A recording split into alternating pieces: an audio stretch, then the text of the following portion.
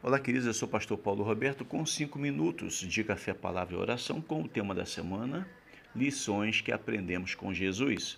Estamos no Evangelho de Mateus 17, versículo 27, um pedacinho dele que diz: tira o primeiro peixe que fisgar. Há uma outra tradução que diz que subir, é a mesma coisa. A terceira lição aqui, maravilhosa, eu digo lição de vida, é não agir por conta própria. Você vai entender por que não agir por conta própria quando Jesus disse: tira o primeiro peixe que fisgar. Amados, se Pedro ele fosse agir por conta própria, ele poderia pensar que o peixe que ele tinha acabado de pescar não tinha em sua boca o valor que Jesus mandou que ele retirasse.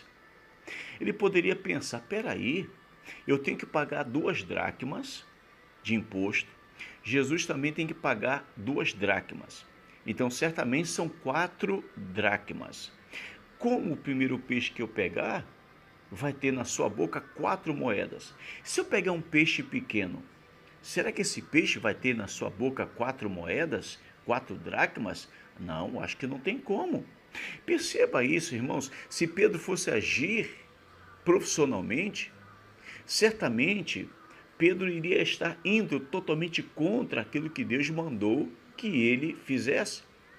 Ele não acreditaria que aquele peixe que ele tinha acabado de fisgar tinha o valor que Jesus falou e logo ele devolveria o peixe ao mar. Afinal das contas, irmãos, como nós sabemos, Pedro não era um pescador qualquer, não era um pescador amador, não. Pedro era profissional desde a sua infância. E por que desde a sua infância? Porque pela cultura judaica, o filho seguia a mesma profissão do pai. Então, quando Pedro, desde novinho, via o pai pescar, automaticamente ele também aprender a pescar, porque era uma forma de dar continuidade à profissão da família, do pai. Sempre o filho tinha a mesma profissão do pai. Pela cultura judaica, isto não mudava. Mas ele sabia que a ordem de Jesus foi específica. O primeiro peixe. Não foi o segundo, nem o terceiro, nem o quarto. O primeiro peixe. Por que o primeiro? Para não ter dúvidas. O primeiro peixe. Então, irmãos, Pedro faz algo que boa parte de nós precisamos aprender a fazer, mesmo quando a ordem de Jesus parece ser meio absurda. Pelo menos para nós, para o nosso entendimento. O que Pedro faz? Ele obedece. Irmãos, quando nós não obedecemos a Deus e queremos agir por conta própria, dá tudo errado. Um dos maiores exemplos tristes na história da Bíblia que nós encontramos por pessoas que agiram por conta própria.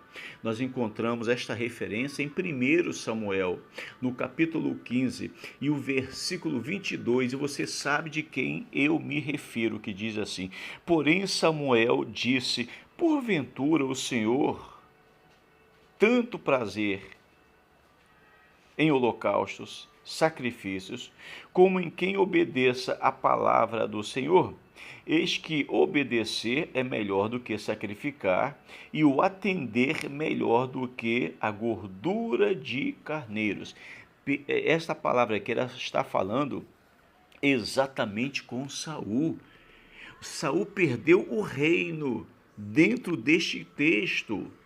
Porque quando o exército de Israel estava para entrar em guerra, Saul tinha combinado com Samuel de Samuel fazer um holocausto a Deus, sacrificar um holocausto ao Senhor e orar e clamar a Deus por Israel.